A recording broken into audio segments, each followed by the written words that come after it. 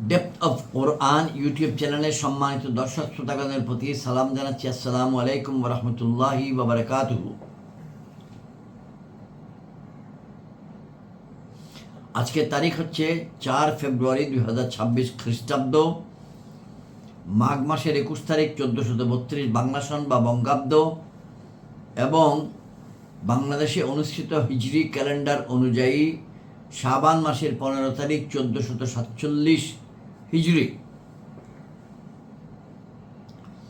আজকে আমরা পবিত্র কোরআনের 22 নম্বর সূরা হজ এর 17 নম্বর আয়াত থেকে 24 নম্বর আয়াত তেলাওয়াত করব ইনশাআল্লাহ, এবং তার অর্থ উপস্থাপন করব ইনশাআল্লাহ।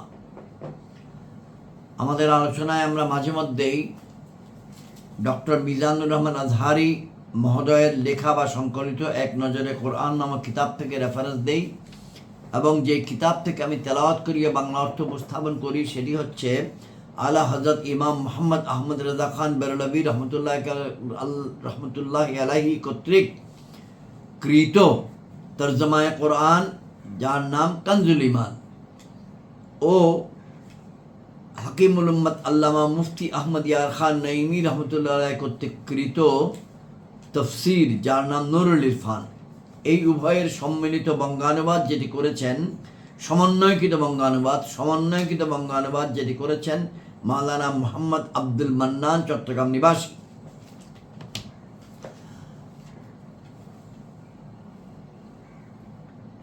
গত পর্বে আমরা সূরা হজ এর হজ নামটির অর্থ ব্যাখ্যা করেছি, এবং এটি বলা আছে 26 থেকে 37 নম্বর আয়াতে এর আলোচনা আছে।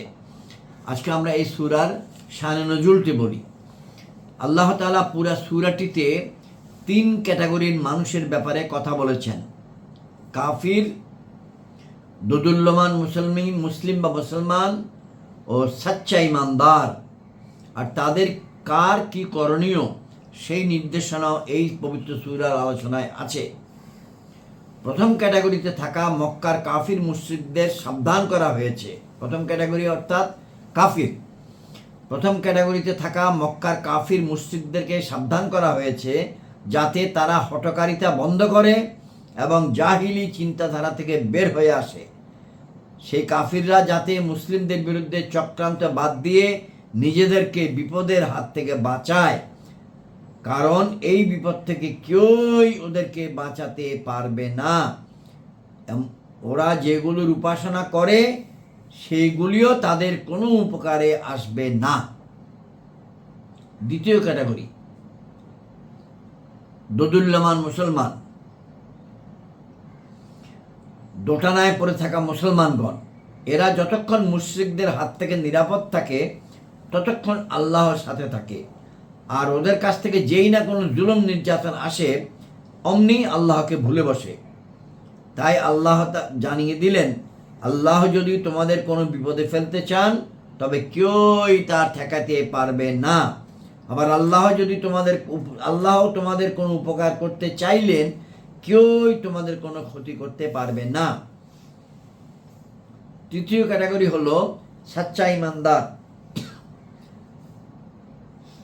কুরাইশদের জুলুমের জবাব দিতে আল্লাহ এই ক্যাটাগরির মানুষদেরকে হাতে অস্ত্র তুলে নেওয়ার অনুমতি দেন। অর্থাৎ সবার আগে এই সূরাটি নাজিল করে জিহাদের অনুমতি বা আদেশ দেওয়া হয়। এই সূরাটি মক্কা শরীফও নাজিল হয়েছে সূরার অংশ, এবং মদিনা শরীফও নাজিল হয়েছে সূরার অংশ। অর্থাৎ সবার আগে এই সূরাটি নাজিল করে জিহাদের অনুমতি বা আদেশ দেওয়া হয় যাতে করে কাফিররা ধ্বংস হয় আর আল্লাহর জমিনে পুরোপুরি কায়েম হয় আল্লাহর দ্বীন। এই সূরার সূচনা অংশে মানুষকে নিজের দিকে তাকাতে বলা হয়েছে। দেখো কতখানি দুর্বল করে বানানো হয়েছে তোমাকে। এরপরে বলা হয়েছে তোমরা আল্লাহর বড়ত্বর দিকে তাকাও। দেখো দুর্বল মানুষের তুলনায় আল্লাহর সৃষ্টি কত বিশাল। মানুষের নগণ্যতা আর রবের সৃষ্টির বিশালতার দিকে তাকিয়ে বিবেকবান মানুষের সিদ্ধান্ত হবে একটাই, আমি আমার রবের সামনে আত্মসমর্পণ করলাম। আমরা এখন দুরূদ শরীফ তেলাওয়াত করি। আল্লাহুম্মা সাল্লি আলা মুহাম্মাদিন ওয়া আলা আলি মুহাম্মাদিন কামা সাল্লাইতা আলা ইব্রাহিম ওয়া আলা আলি ইব্রাহিম ইন্নাকা হামিদুম মাজিদ। আল্লাহুম্মা বারিক আলা মুহাম্মাদিন ওয়া আলা আলি মুহাম্মাদিন কামা বারাকতা আলা ইব্রাহিম ওয়া আলা আলি ইব্রাহিম ইন্নাকা হামিদুম মাজিদ। আল্লাহুম্মা সাল্লি আলা মুহাম্মাদিন ওয়া আলা আলি মুহাম্মাদিন কামা সাল্লাইতা আলা ইব্রাহিম ওয়া আলা আলি ইব্রাহিম ইন্নাকা হামিদুম মাজিদ। আল্লাহুম্মা বারিক আলা মুহাম্মাদিন ওয়া আলা আলি মুহাম্মাদিন কামা বারাকতা আলা ইব্রাহিম ওয়া আলা আলি ইব্রাহিম ইন্নাকা হামিদুম মাজিদ। অত্যন্ত গুরুত্বপূর্ণ বিষয় এই সূরা, এই আজকের পর্বে অর্থাৎ 17 নম্বর আয়াত থেকে 24 নম্বর আয়াত আমাদের তেলাওয়াত। এই পর্বে আয়াত নম্বর 18-তে পবিত্র কোরআনের তেলাওয়াতের সিজদা নম্বর 6, ষষ্ঠ সিজদা আছে। সেই স্থানে আমরা বিরতি দিব। যারা শুনবেন তারা মেহরবানি করে তেলাওয়াতের সিজদা করে নেবেন, অথবা পুরা তেলাওয়াত এই পর্ব শেষ হওয়ার পরপরই মেহরবানি করে নেবেন। আমিও তেলাওয়াত এবং অর্থ উপস্থাপনের শেষেই করে নেব ইনশাআল্লাহ। আউযু বিল্লাহি মিনাশ শাইতানির রাজিম। বিসমিল্লাহির রহমানির রহিম। নিশ্চয়ই বিসমিল্লাহির ইন্নাল্লাযীনা আমানু ওয়াল্লাযীনা হাদু ওয়াস-সাবিঈনা ওয়ান-নাসারা ওয়াল-মাজুসা ওয়াল্লাযীনা আশরাকু ইন্নাল্লাহা ইয়াফসিলু বাইনাহুম ইয়াওমাল কিয়ামাহ ইন্নাল্লাহা আলা কুল্লি শাইইন শাহীদ।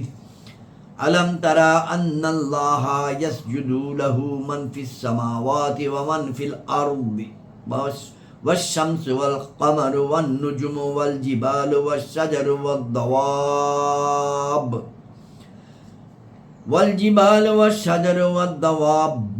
وكثير من الناس وكثير حق عليه العذاب ومن يحن الله فما له من مكرم إن الله يفعل ما يشاء। সাজদা।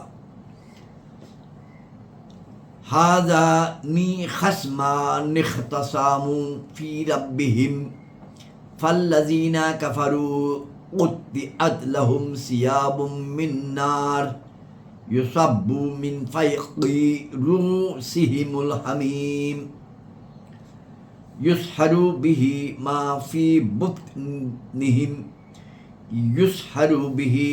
ফি বুতনিহিম والجلود ولهم مقامع من حديد كلما أرادوا أن يخرجوا منها من غم أوعدوا فيها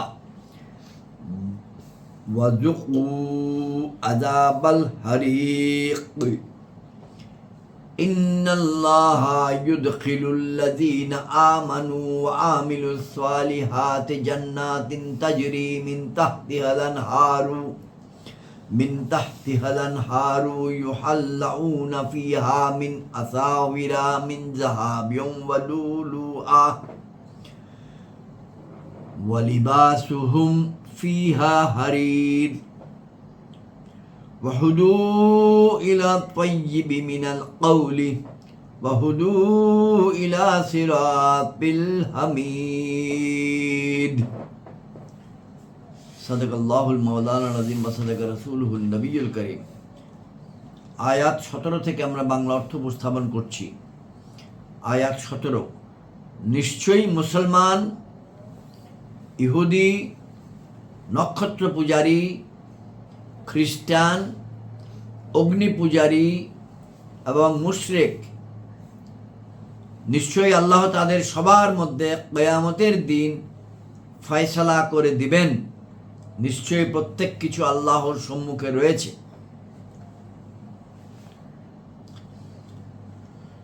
আয়াত 18।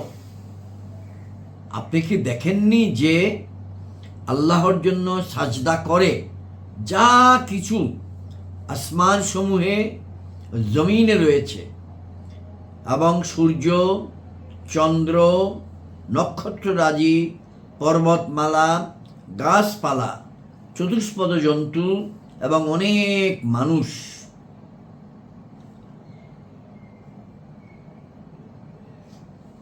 আর অনেকে এমন রয়েছে যাদের উপর শাস্তি অবধারিত হয়েছে, আর যাকে আল্লাহ হেয় করেন তাকে কেউ সম্মানদাতা নেই। নিশ্চয়ই আল্লাহ যা চান তাই করেন। এখানে সাজদার আগেই একটি টিকা আছে, 41 নম্বর টিকা, পৃষ্ঠা 885। অর্থাৎ যেখানে বলা আছে, আপনি কি দেখেননি যে আল্লাহর জন্য সাজদা করে, সিজদা করে যা কিছু আসমান সমূহে ও জমিনে রয়েছে, এবং সূর্য, চন্দ্র, নক্ষত্ররাজি, পর্বতমালা, গাছপালা, চতুষ্পদ জন্তু এবং অনেক মানুষ। এই প্রসঙ্গে টিকা বলা হচ্ছে, এ থেকে বোঝা গেল যে জিন ও ইনসান ব্যতীত অন্য কোনো সৃষ্টির মধ্যে কোনো কাফির নাই। সবাই মহান রবের ইবাদতকারী ও তাকে সাজদাকারী। কেননা মহান রব ইনসানের জন্য প্রচুর বলেছেন, অন্যান্যদেরকে এই শর্ত বা বৈশিষ্ট্য সংযোজন করেননি। আর এখানে আধিক্য আনুপাতিক নয় যাতে এই আয়াতের বিরোধী হতো, আনুপাতিক নয় যাতে এই আয়াতের বিরোধী হতো। এই আয়াত আরেকটি আয়াতের, এই আয়াত একটি আছে, ওয়াকালিলুম মিন ইবাদিয়াশ শাকুর, এবং আমার বান্দাদের মধ্যে কম সংখ্যক লোক আছে কৃতজ্ঞতা প্রকাশকারী। এটা সূরা 34 আয়াত 13। বরং প্রকৃত আধিক্য অর্থাৎ বহু সংখ্যক মুমিন, বহু সংখ্যক কাফির। একথাও বোঝা গেল যে এই আয়াতে সাজদা মানে সৃষ্টিগত নিয়মাবলী পালন করা নয়। এই আয়াতে সাজদা মানে সৃষ্টিগত নিয়মাবলী পালন করা নয়, কারণ তা তো কাফিরও করে থাকে। বরং এর অর্থ সাজদাই ইবাদত, আল্লাহর ইবাদতের উদ্দেশ্যে সাজদা করা। এখানেই 6 নম্বর সাজদা তেলাওয়াতের। আয়াত 19। এরা দুটি দল যারা তাদের রব সম্বন্ধে বিতর্ক করেছে।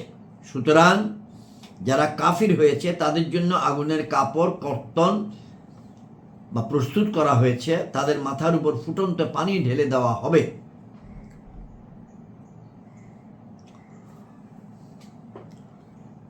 যার দ্বারা বিগলিত হবে যা কিছু তাদের উদরে থাকে এবং তাদের চর্মসমূহ, এবং তাদের জন্য লোহার গদা রয়েছে। যখন যন্ত্রণার কারণে তা থেকে বের হতে চাইবে তখন তাতে আবার ফিরিয়ে দেওয়া হবে এবং নির্দেশ হবে, আস্বাদ করো আগুনের শাস্তি। অর্থাৎ এখানে যাদের উপর শাস্তি বর্ষিত হবে সেই প্রসঙ্গে 4টি আয়াত আমরা বাংলা অর্থ উপস্থাপন করলাম।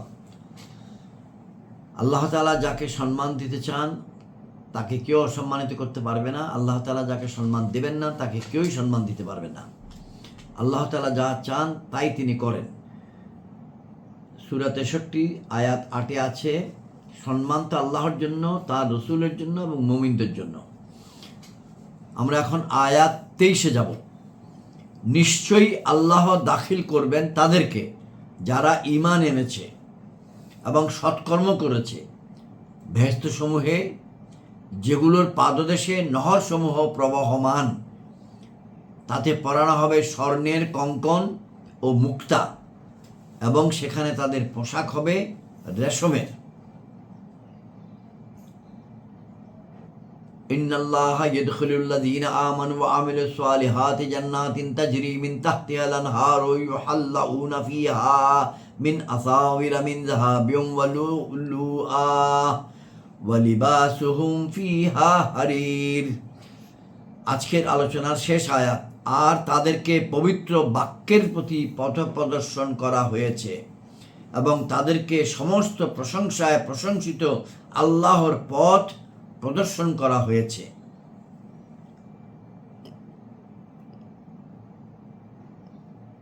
পবিত্র কোরআনের প্রথম সূরা ফাতিহাতে আছে, সিরাতাল লাযীনা আনআমতা আলাইহিম, তাদেরকে ওই পথে পরিচালনা করুন যাদের উপর আপনি অনুগ্রহ করেছেন। এবং সূরা 9 আয়াত 119 নম্বরে আছে যে কুনু মা আস-সাদিকিন, সত্যবাদীদের সাথী হও। এই পথের উপরে চললে মহান রবকে পাওয়া যায়। আজকের আলোচনা শেষ। আসসালামু আলাইকুম ওয়া রাহমাতুল্লাহি ওয়া বারাকাতুহু।